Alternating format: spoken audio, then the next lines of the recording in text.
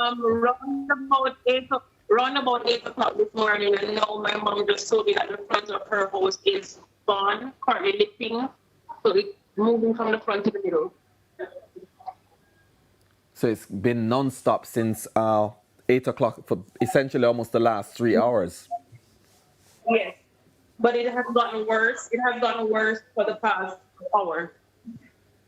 Oh yeah, because the hurricane is making landfall near where you are in St. Elizabeth, Yes. Parity to be exact. That's where the Met Office says Evan Thompson said it will make entry into Jamaica, and that's Yes. to your east. I'm in, I'm in Bluefields. Okay, I'm in Bluefields, Westmoreland, the district of Belmont. okay. So Janice, as soon as there's perhaps the eye is past and there's that few minutes of calm, you perhaps may be able to move some your neighbors into another safer house nearby. Yes, it would be the house that I'm currently in. Because even though it's getting wet in the house that I'm currently in, we're safe in here. Okay. And you tell me, you lost power or do you have power still? No, we lost power from about 8 o'clock last evening. Okay. But your cell phone still works, yeah, and the data and so on works. Yes. For some of us, Lime had a star 17 number sign thing for 1 gigabyte, so that's what most of us are using, and then we're hotspotting each other. Ah, okay, great, great. Okay, Janice, be safe. Don't know if there's anything else you'd like to tell us, if there's anything you want to perhaps relay here so we can let the authorities know. So as soon as it's safe to do, they can come and bring help. No problem at the moment. My house is about to go, based on what I'm hearing. So Wow. it's just sitting and waiting as we speak. Okay, you be safe now, and if there's a part of your house that is made with concrete roofing, or maybe in a closet somewhere that is you could take shelter there. Yeah, I'm safe where I'm at, but my house that's at the back of this house is I see. currently may come off the blocks or continue to lose its roof, but that's just it. Okay. All right. Thank you very much for taking the time to talk to us, Janice. Please be safe. And we pray that you and your neighbors are able to come through this storm. And we're certainly thinking about the occupants of that house that was on blocks that you said the hurricane literally just lifted and took it away downhill. All right. Thank you very much, Janice Berry, for talking to us. Janice Berry there Thank you. in Bluefields, Westmoreland. Really, our hearts go out to the folks there in Bluefields that are really, really having a torrid time.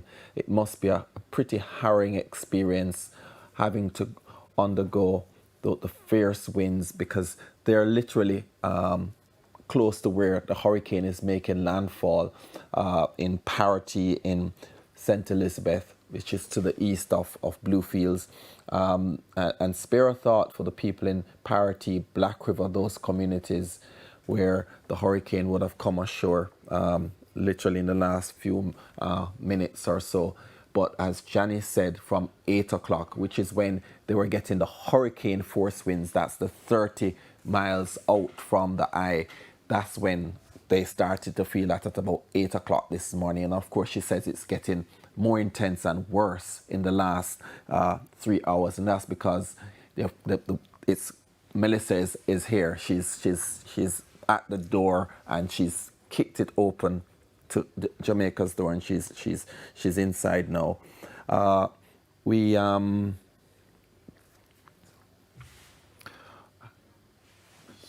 have Dwayne Anderson, our reporter, who is in Clarendon.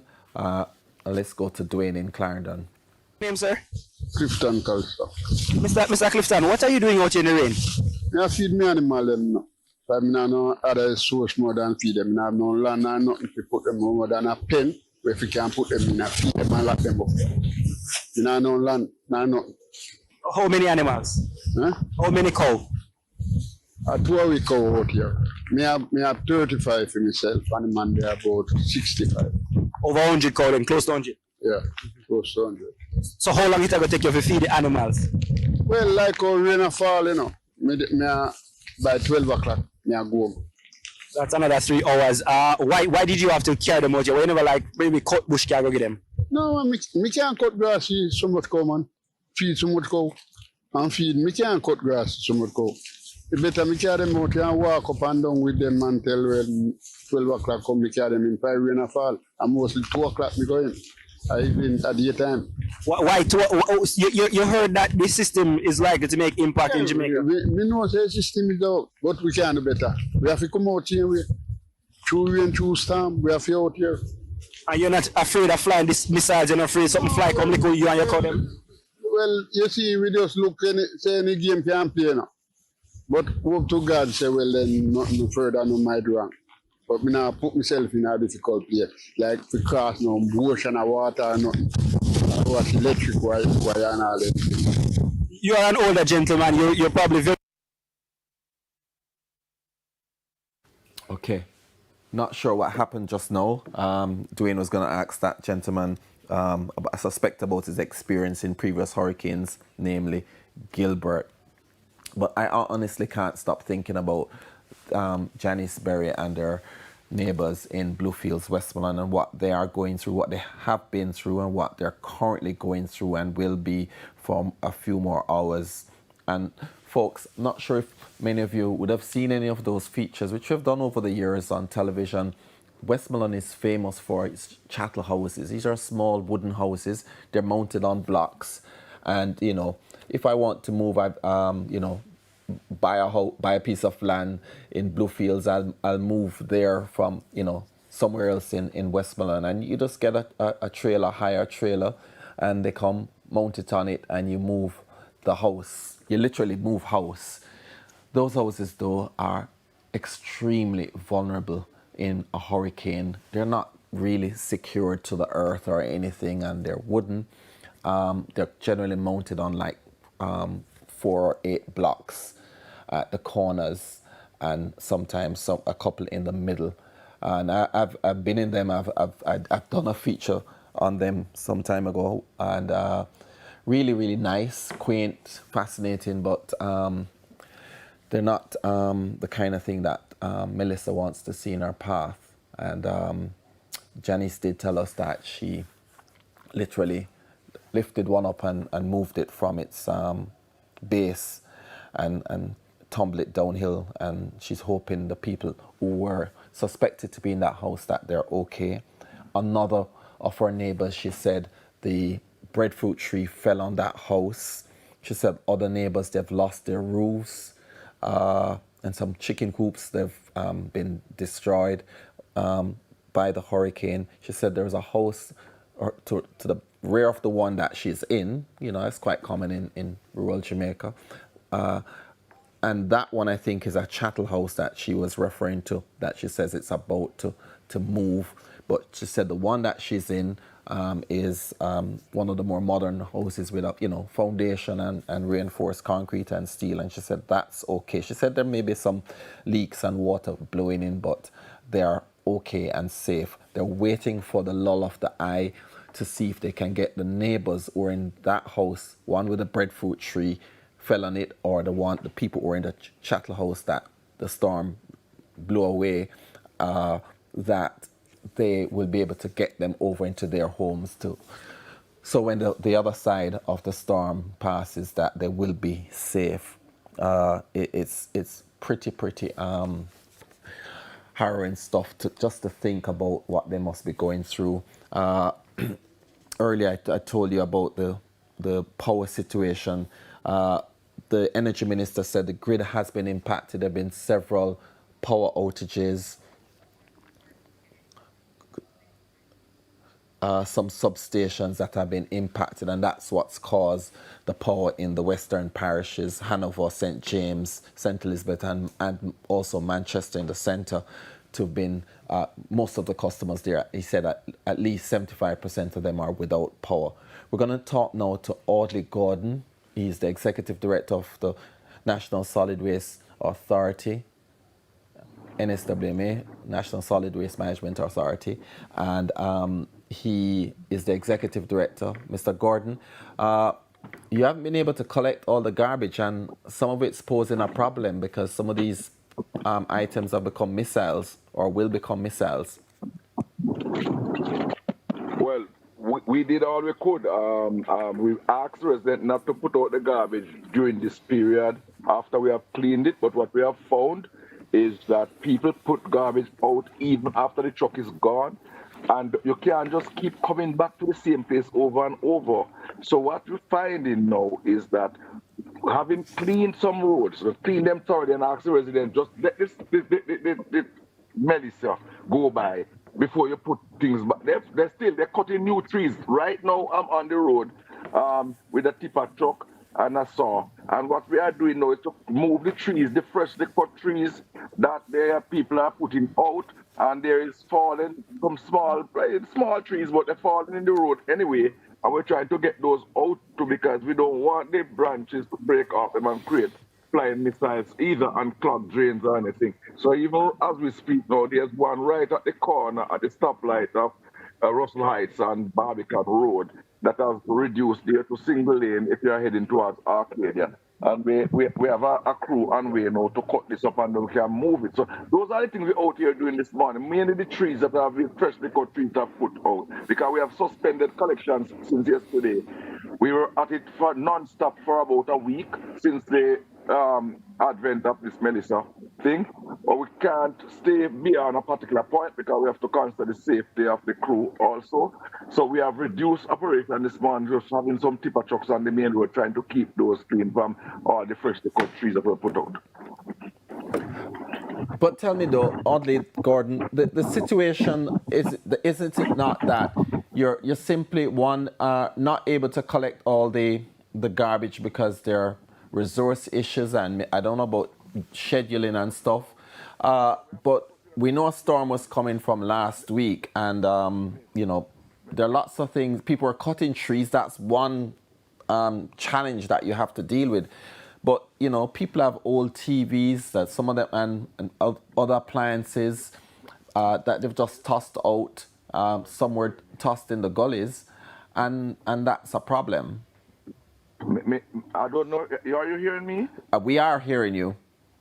Okay, so you're talking about bulky waste, which we were doing bulky waste all of this week and regular garbage, 3 trips per day, opening late at nights and working around the clock. Milton is very, very difficult, if not impossible. When we collect your road today and ask you not to put the garbage out now because the wind is coming and the rain, so it will move around, you disobey and you put it out. We are not saying that we're running a perfect shop. We do have issues, and we came into this hurricane, Melissa, behind a bit. But this is not the problem we're having now. We're having a problem now where people are cutting trees like today and putting it out. As in today, Tuesday, when the storm's here? Today, right now I'm talking to you. How many trucks do you have active working now that you own and your contracted trucks?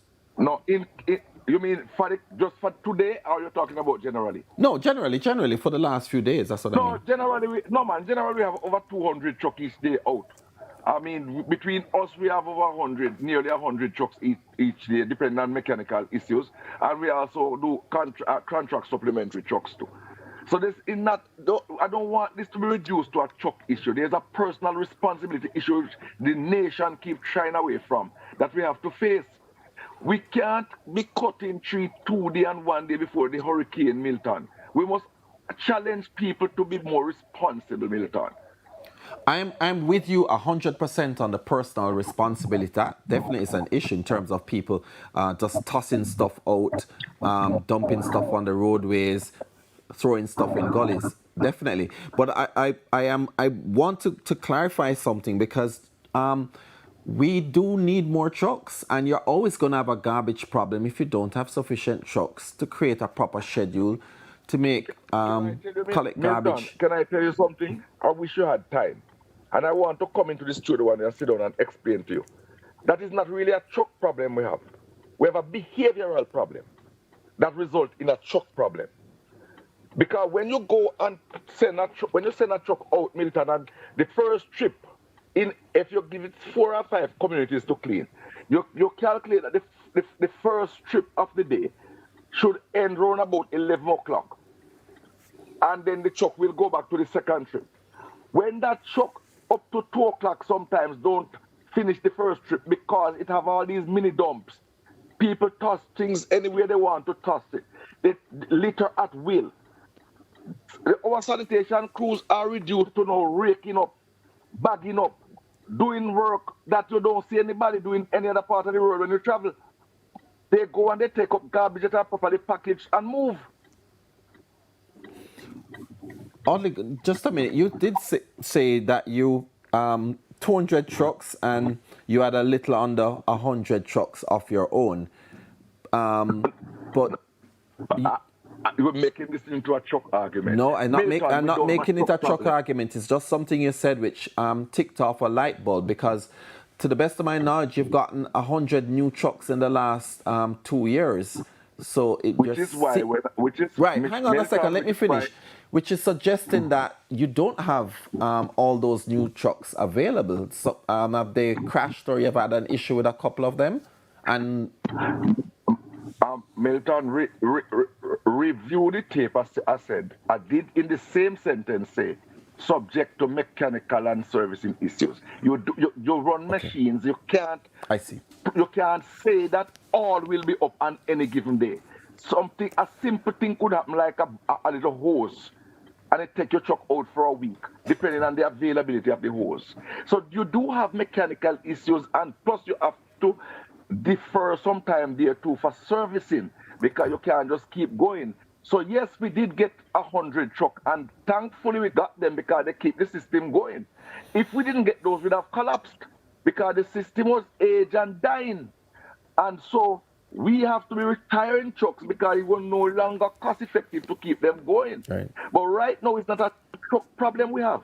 We have a problem where anywhere you stop on any road in Jamaica, you will see things thrown at the roadside. You will see people throwing things even in New Kingston through the window of a car, Milton. Yes, we have a serious cultural defect that have to be addressed. Okay, tell me. So, what's the plan for today? You're clearly not able to go to do much today. You're perhaps waiting till tomorrow. We have significantly reduced our operation, Milton. Actually, what we are doing now, is pretty much mapping up to go back to base. We don't want to be out here in the mid-afternoon going down.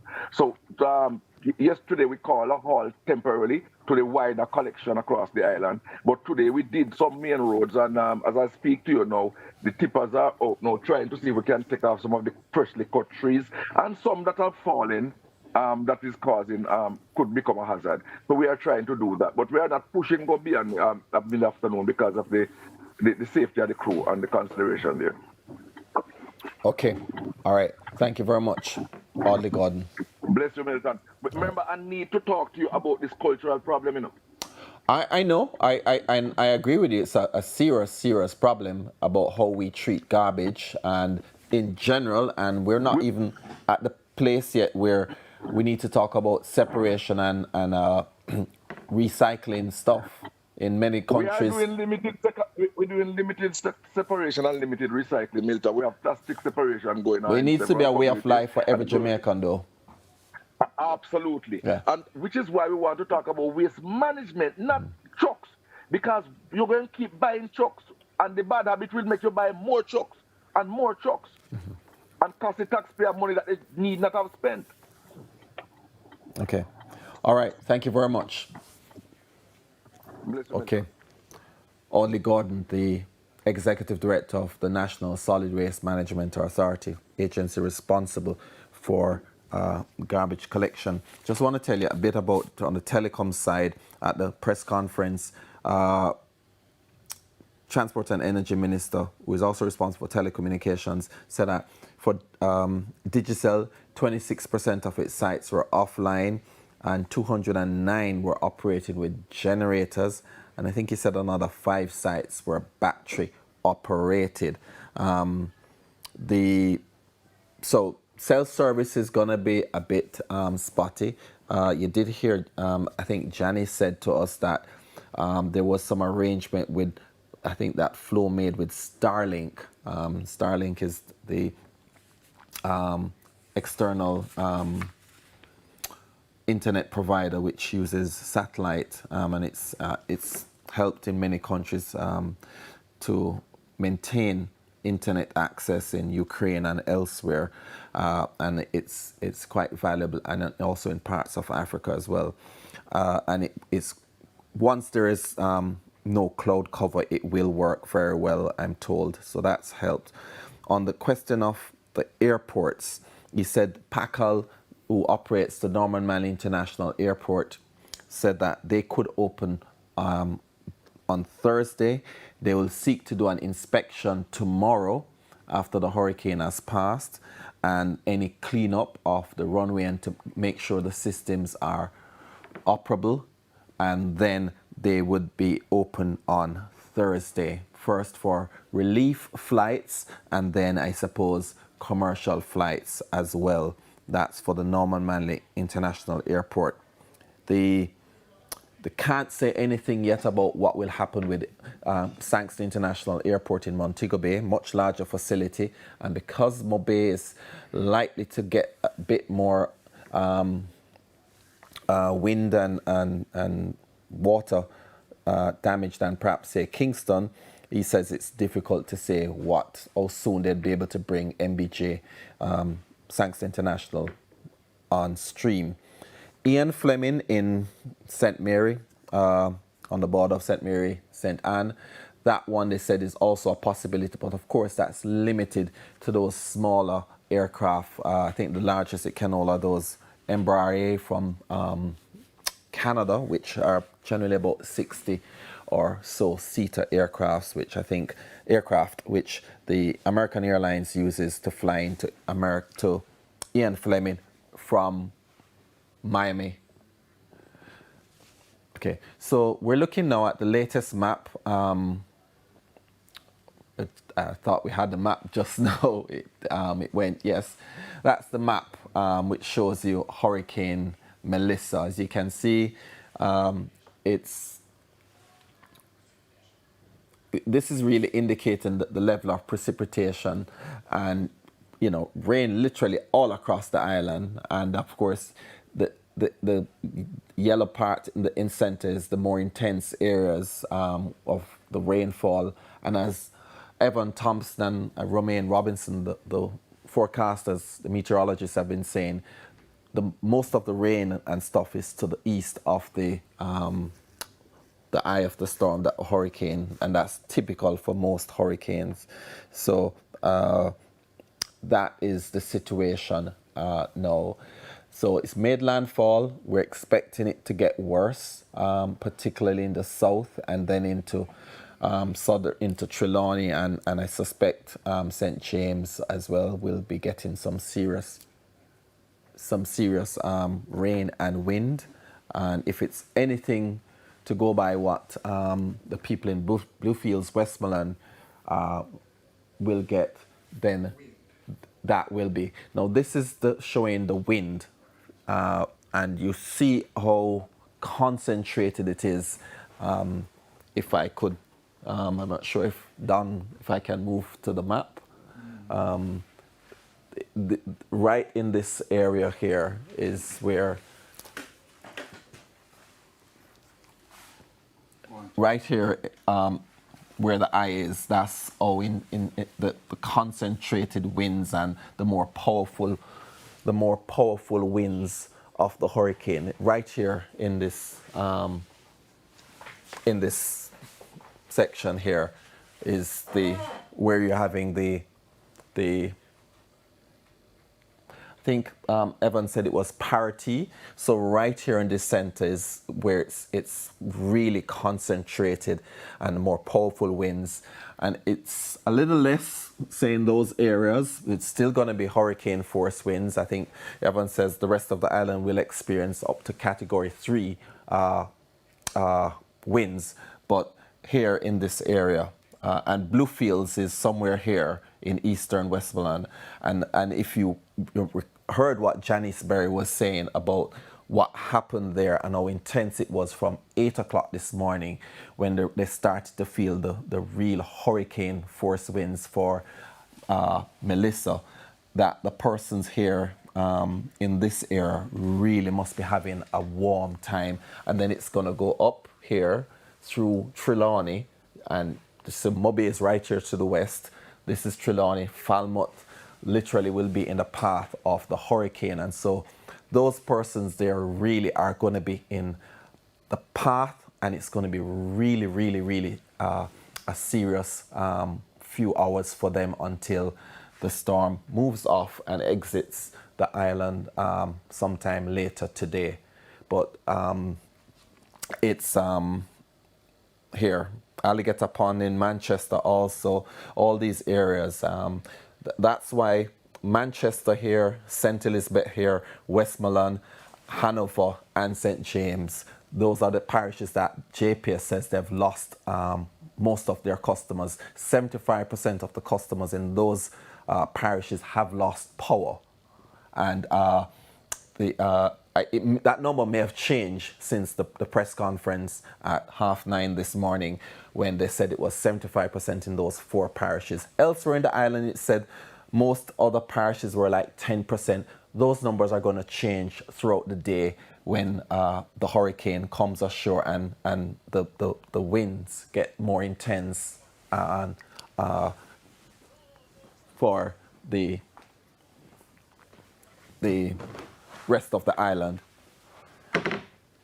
Okay, we're gonna try and bring up one of the external cameras to show you what's happening outside, if we can. The internet, I must tell you, even though we have power and so on in the corporate area, the internet is also very challenging as well, because a lot of persons, literally everybody is doing something online, person sharing a lot of video and stuff. Those things take up a lot of bandwidth, and so the system is challenged. So we have to understand that. We have Flatbridge up. As I indicated, it's gonna the water is gonna rise higher. There's like a branch or some branches on the bridge itself, but the entire bridge is covered. And believe me, it could get worse, it could get higher. If you see that cut stone wall in the background, the waters could go to that height as well later today. That's how high the waters could be. And the Rio Cobre in full spate right now, it's a pretty dangerous river at times. And so the gorge is totally off limits. And I suspect would be off limits for all of today and certainly into tomorrow as well, because those waters are going to be rising more, because it's non-stop rain all across the country. And even though it may not be like a thunderstorm, but it's just persistent rains, it will cause these rivers to swell. And by the way, persons who live near rivers which have become dry over the last 30 or 40 years because of climate change, that these rivers are somehow just gonna spring to life like some person have not seen for decades. The Rio Minho in Clarendon is one that I know is dry most times, but it must be pretty full flowing as it did in the past before climate change impacted a lot of our rivers across the island. The situation though is very dicey in the south, and it's gonna get better. I don't know if we could get back Dwayne. Dwayne is in Clarendon, and he was having an interesting conversation. A man which had his cattle out on the roads. Dwayne asked him why didn't he just go chop some grass, which is a little dangerous, and bring back for the cows. He said no, he had to take the cows out. So he's walking with I don't know, it seemed like about half a dozen cows on the road to get them to munch on some grass. And then he said he was going to take them back around 12 o'clock. And I wonder if this man has not heard any of the hurricane updates, the warnings that you really should not be on the streets, and certainly not walking about with half a dozen cattle on the road to go look grass. That's it's really interesting. So let's go now to Halfway Tree. This is right between the transport center and the Jamaica National Headquarters. Constant Spring Road coming down. See a few cars. That's the transport center to the left. Of course, no activity there because the JUTC suspended service. I think it was early yesterday. There appears to be some water settling there on that level of the transport center. As one would expect, there's going to be a lot of water on the roads and elsewhere, but nothing major in terms that we see happening there. The wind doesn't seem to be pretty heavy. Saw some trees in the background behind the transport center, and they weren't seemingly affected by the winds. But of course, that could change over the next few hours with the storm coming ashore and becoming more intense. This now where we're going to, I think, this is Crossroads that we're going to look at. And it's giving an interesting view of the harbor and I think that's the airport. I think I see the control tower to the left and the Ministry of Education building in the foreground on the right of your screen. But visibility pretty difficult. There you have downtown Kingston from the left, the Foreign Ministry building, the Air Jamaica building, and I think then the BOJ Scotia Centre, and then the ROK Hotel and Office Centre building. But on the that's the Scotia Centre, and then you've got the BOJ in the background. I don't remember the name of that building in front of the BOJ, but these are right on the harbour in downtown Kingston, and that's the situation there. And we're certainly grateful to see Jamaica for these cameras. I know a lot of persons have been saying we really need a lot more cameras around the island to see what's happening, and a lot of CCTV cameras are installed through the Jamaica Eye program. This now is in Crossroads. This is in Crossroads, I believe. Yeah. And this now is this is in Kingston. I'm trying to remember where this is, because it looked like it could have been Maypen, but it's not that rail bridge in Maypen. This is in one of the cranes which Desmond Mackenzie told the developers to take down Spanish Town Road near Riverton. That's where that was, I'm sorry. And these young boys are playing ball, One of the things the Prime Minister spoke about, playing ball in the rain. The innocence of these young boys.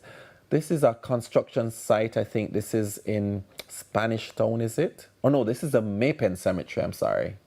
Is it? I'm trying to picture it. That looks like it was right. But folks, you really shouldn't be on the streets. You can't be on the streets now because the storm is here and it's going to get worse. And oh, that was in Passage Fort. I'm sorry.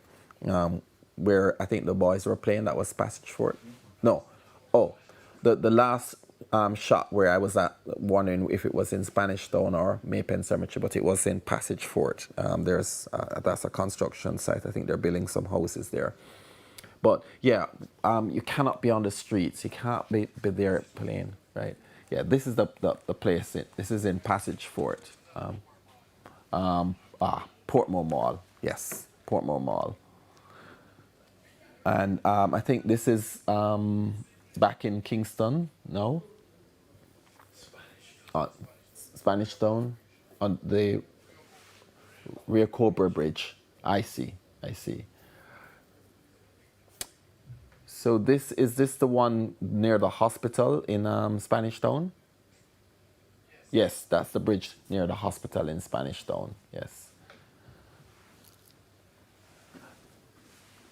And if we could go to the Kingston Harbour and have a look there. Yes, thank you. So this is the view for the other camera that we just saw from Crossroads, which was looking down to the harbour. This one is from across the harbour. I think this is up by the Palisadoes, and still fairly clear. It was clearer this morning, but it was also much worse yesterday afternoon, where the visibility was just non-existent, and the seas choppy, still pretty choppy and pretty rough. Certainly no waters to swim in or to go out on a boat. This is, I think, Raytown, East Kingston side from the harbour. And then we're back in the centre on the right, and the Air Jamaica building on the left. Yeah, so we're going to take a break now. When we come back, we're going to have midday news at the top of the hour. So stay with us. This is our special coverage of Hurricane Melissa on TVJ. I'm Milton Walker. Good morning.